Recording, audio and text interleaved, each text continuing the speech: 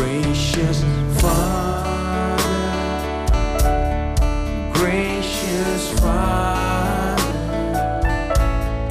gracious Father, oh gracious Father, as we lift our hearts before you as the token of our gracious Father, gracious Father, precious Jesus, precious Jesus, precious Jesus, precious Jesus, oh precious Jesus, as we lift our hearts before you as a token of our love, precious Jesus, precious Jesus, Holy Spirit, Holy Spirit, Holy Spirit, Holy Spirit,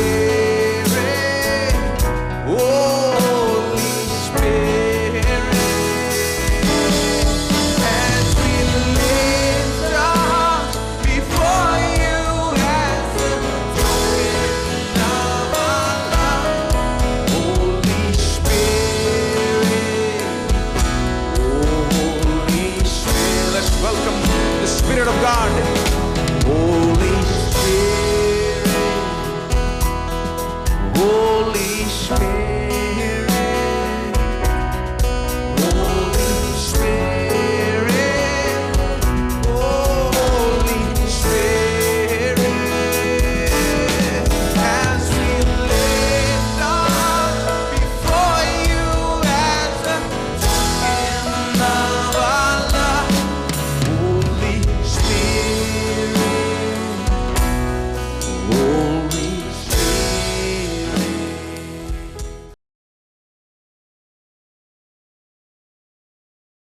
मेरे लिए सबसे चकित करने वाली बात है, इसने मुझे कई साल पहले आजाद किया था, और वो है, यानी इसका चौथा पॉइंट, धार्मिकता के बारे में, और वो है धार्मिकता के कारण आप इस जीवन में राज्य करते हैं।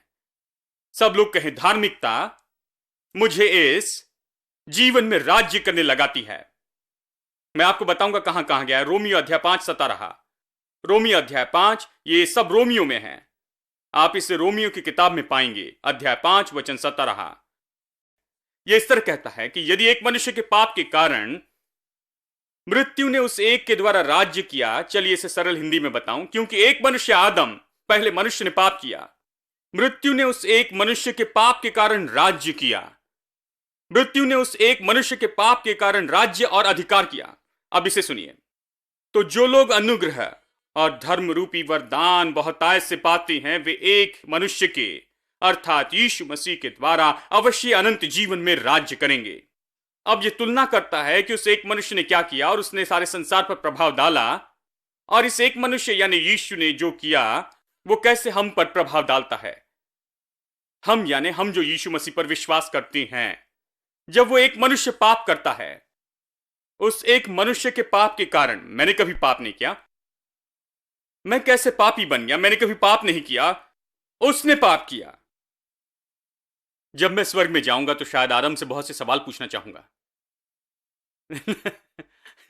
लेकिन जब मैं वहां जाऊंगा तो ये सब याद नहीं आएगा। मैं सारी चीजों को देखकर रोमांचित हो जाऊंगा और उसे सवाल पूछने के बारे में नहीं सोचूंगा। उस समय तक सब समझ जाऊंगा, कहूंगा उसे भूल जाओ, जानते हैं, तुम्हें माफ करते हैं।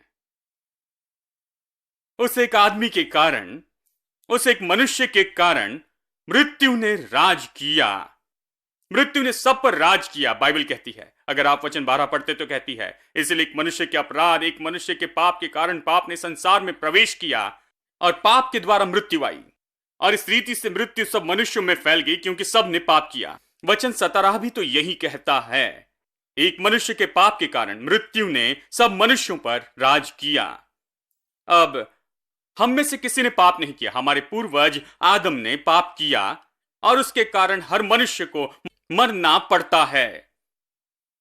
क्या आपने कभी इस बारे में सोचा?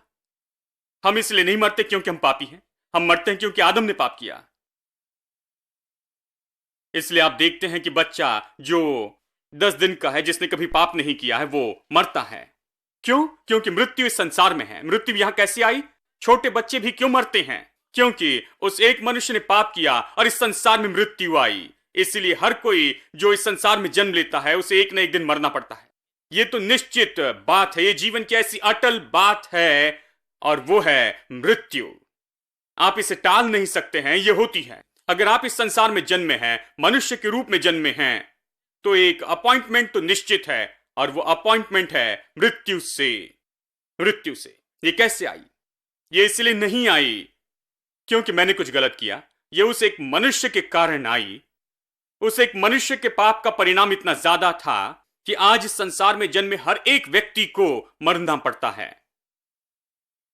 ठीक है, अगर आप इसे जाने तो समझ पाएंगे कि इस एक मनुष्य ने जो किया उसका प्रभाव क्या हुआ, और यीशु और उसकी धार्मिकता वो कैसे संसार पर प्रभाव डालती। आदम और उसके पाप ने संसार पर प्रभाव डाला, सब पर मृत्यु लाने के द्वारा।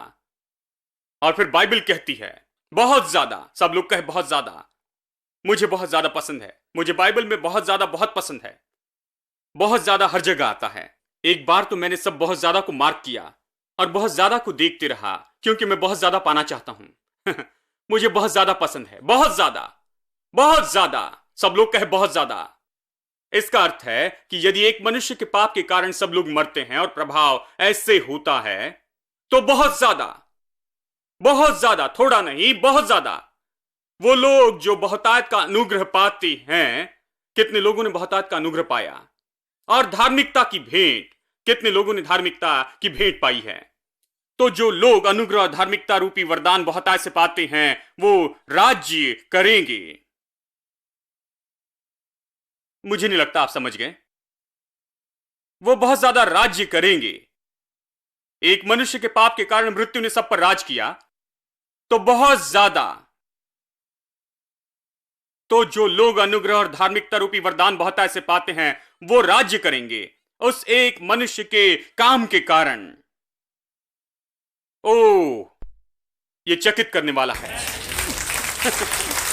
इसका अर्थ है कि आप और मैं इस जीवन में राज्य कर सकते हैं। एक अनुवाद है, सच में इस तरह से कहता है कि इस जीवन में राज्य करेंगे। क्योंकि कुछ लोग विश्वासी जो तुरंत इस वचन को लेते हैं और कहते हैं जब हम स्वर्ग में जाएंगे तब राज करेंगे, तो वो उसमें बहुत अच्छे हैं। वो सारी अच्छी चीजों को दूर स्वर्ग के लिए रखते हैं। एक दिन मैंने एक भाई से पूछा, तो आपके लिए क्या है? तो कहा, आपके लिए कुछ नहीं। कुछ विश्वासी कठोर होते हैं, कोई मुस्कान नहीं है। आपके लिए कुछ नहीं है, तुम्हें अब क्या चाहिए? स्वर्ग जाने के लिए तैयार हो जाओ, वहां तुम राज करोगे। फिर मैंने एक अनुवाद पढ़ा, वो भाई कहते हैं वो इसी जीवन में राज्य करेंगे उस एक मसीह यीशु के द्वारा। इस जीवन में राज्य करेंगे। कौन राज्य करेंगे? वो जो बहुतायत का अनुग्रह पाते हैं और धार्मिकता का वरदान पाते हैं, वो बहुत ज्यादा राज्य करेंगे इसी जीवन में उस एक के द्वारा। वो एक बहुत महत्वपूर्ण है, क्योंकि उसका अर्थ है कि आप राज्य करेंगे आपने जो किया उस कारण नहीं, लेकिन आप राज्य करेंगे उस एक मनुष्य ने जो किया उसके कारण। अगर यह आप पर और आपके कामों पर आधारित होता तो हम आपके गीत गा सकते थे, ओ मैं बेचारा पापी हूं, ओ मैं कुछ नहीं हूं, मैं धूल और अयोग्य हूं, और ये सब मैं उसके साथ सहमत हो जाऊंगा। लेकिन बाइबल कहती है कि आपने जो किया उसके कारण राज्य नहीं करते, आप राज्य करते जो उसने किया उस कारण। देखिए, इसलिए मुझे शुभ संदेश पसंद है, इसलिए मैं विश्वास करता हूं कि इसका प्रचार करूं। इसलिए मैं विश्वास करता हूं कि ये टीवी पर दिन भर 24 घंटे होना चाहिए। क्योंकि ये सबसे बड़ी खुश खबर है। सबसे बड़ी खुश खबर है कि इस एक मनुष्य ने मनुष्य जाति के लिए ऐसा कुछ किया जो किसी मनुष्य ने नहीं किया था, जिसे कोई मनुष्य नहीं कर सकता था। इस एक मनुष्य ने मनुष्य जाति के लिए वो किया जिसे कोई मनुष्य नहीं कर सकता था। और वो है कि इस एक मनुष्य ने जो किया, यदि कोई उस पर विश्वास करे तो उसका जीवन इतना बदल जाएगा, उसका जीवन बदलेगा कि वो इस संसार में, इस जीवन में राज्य करेंगे उसने जो किया उस कारण। आज चर्च में यही समस्या है कि वो वो विश्वास नहीं करते कि उसने जो किया है वो उन पर इतना प्रभाव डाल सकता है। यही समस्या है। इसलिए चर्च बहुत से कामों में बहुत पीछे है। वो विश्वास नहीं कर सकते कि जो उसने किया उसने इतना प्रभाव डाला है। अब चलिए बहुत ज्यादा पर गौर करते हैं। अब यह महत्वपूर्ण है क्योंकि आगे बढ़ने के लिए मैं इस बहुत ज्यादा को छोड़ना नहीं चाहता। वो क्या था जो आदम ने किया? उसने हमारे साथ क्या किया? उसने हर मनुष्य के लिए निश्चित मृत्यु लाई। मृत्यु हर मनुष्य के लिए निश्चित है। तो आप पाएंगे कि बहुत से विश्वासी जो कहते फिरते, हाँ एक बात तो निश्चित है, वो है मृत्यु। सबको मरना है, किसी न किसी दिन सबको मरना है। मैंने कहा भाई, मैं जानता हूं कि ये सच है, लेकिन मैं जानता हूं कि एक और बात जो इससे ज्यादा निश्चित है और आप इसके बारे में नहीं कहते, और जो बात मृत्यु से भी ज्यादा निश्चित है, मृत्यु से बढ़कर, कि सच में आप राज्य करेंगे इस जीवन में।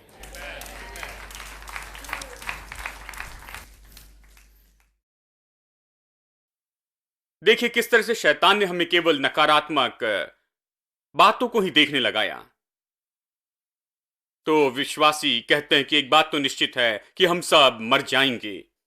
वचन का अगला भाग पढ़िए जो कहता है, जो लोग अनुग्रह और धार्मिकता रूपी वरदान बहुतायत से पाते हैं वो राज्य करेंगे उस एक यीशु के द्वारा। आमीन। यानी बात तो यह है कि यीशु ने एक मनुष्य के रूप में कुछ किया। जिन्होंने अपना विश्वास यीशु पर रखा है उनको योग्य वो बनाता है विजयी जीवन के लिए। इसलिए मैं उत्साहित हूं कि मैं एक प्रचारक हूं।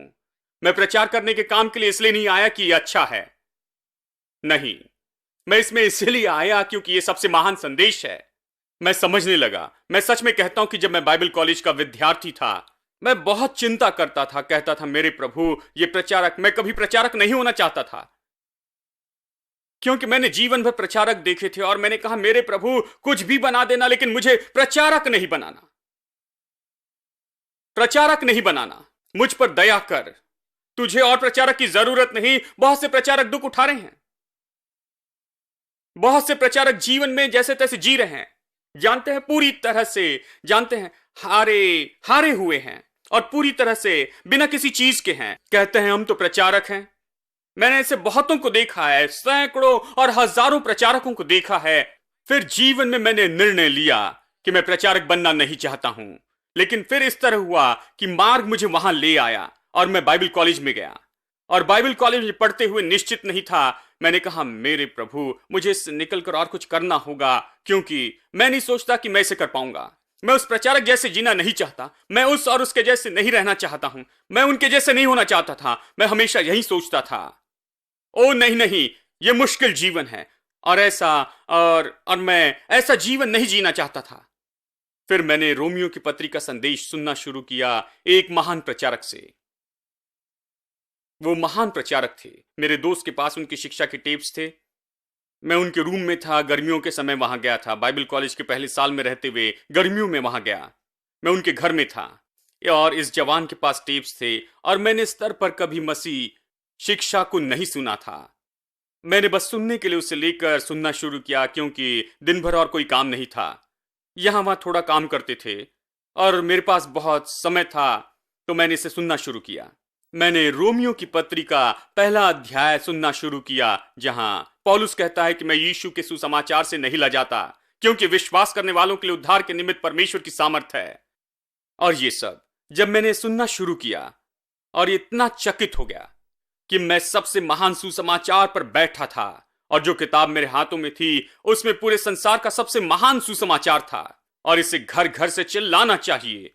ये मेरे लिए नहीं कि बस विश्वास करूं और अनंत जीवन का आनंद उठाऊं, लेकिन ये ऐसा कुछ है जो मुझे लेकर पूरे संसार के अंत तक जाना है और बड़ी खुशी से घोषणा करना है पूरे संसार में। मैं सुसमाचार पर विश्वास करने लगा और मैं आपको बताऊं, वहीं पर मैंने प्रचारक होने का निर्णय लिया। मैंने रोमियो की पत्री सुनने के द्वारा प्रचारक होने का निर्णय लिया। मैंने कहा कि यदि ये है, यानी ये खबर है, अगर मुझे ये प्रचार करना है, अगर मुझे सुनने वाले लोग आगे जाकर यही होंगे, अगर यीशु ने मनुष्य जाति के लिए यही किया है, अगर इस एक मनुष्य ने यह किया है, अगर ये सब इसी के बारे में है, तो मैं वो प्रचारक बनना चाहता हूं जो सारे संसार में इसकी घोषणा करेगा। तो मैं इसमें हूं। प्रभु का धन्यवाद। मैं जानता हूं कि इसमें क्यों हूं। मैं इसमें इसलिए हूं क्योंकि इससे बेहतर और कुछ नहीं है दोस्तों। यह कोल्ड ड्रिंक से बहुत अच्छा है। उन्होंने कहा था हम ये कोल्ड ड्रिंक हर छोटे और बड़े शहर में पहुंचाएंगे।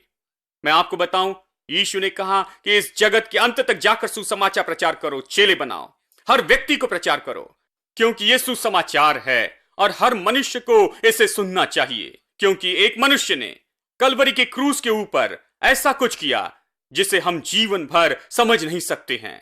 हम जीवन भर उसकी भरपूरी को नहीं समझ सकते हैं।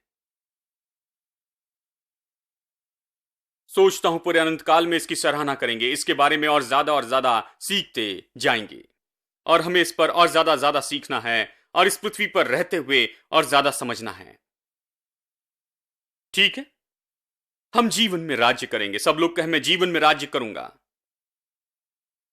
इस एक यीशु मसीह के द्वारा।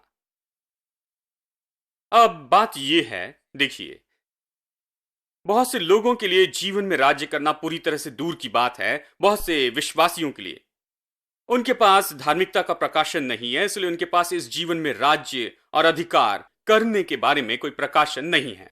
लेकिन जब परमेश्वर ने मनुष्य को इस जीवन में बनाया था, उसने कहा फलवंत हो, बहुगुणित हो, पृथ्वी को भर दो और वश में कर लो और राज्य करो। इसका अर्थ है कि हर चीज पर राज्य करना, सारी चीजों पर स्वामी होना। इसीलिए जब परमेश्वर ने यीशु को उद्धारक के रूप में भेजा, उसने इस जीवन में राज्य करने की उस योग्यता को वापस लाया।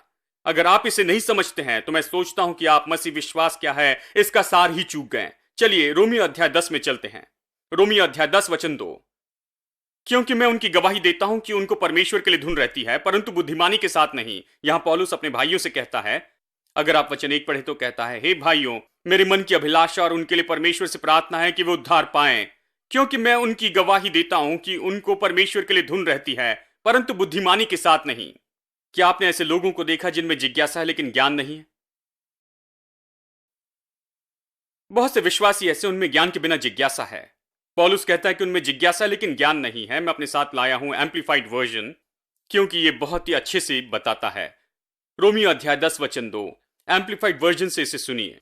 क्योंकि मैं उनकी गवाही देता हूं कि उनको परमेश्वर के लिए धुन रहती है, जोश है, परंतु यह प्रकाशन ज्योति जरूरी और बुद्धिमानी के साथ नहीं है। सही यानी सटीक।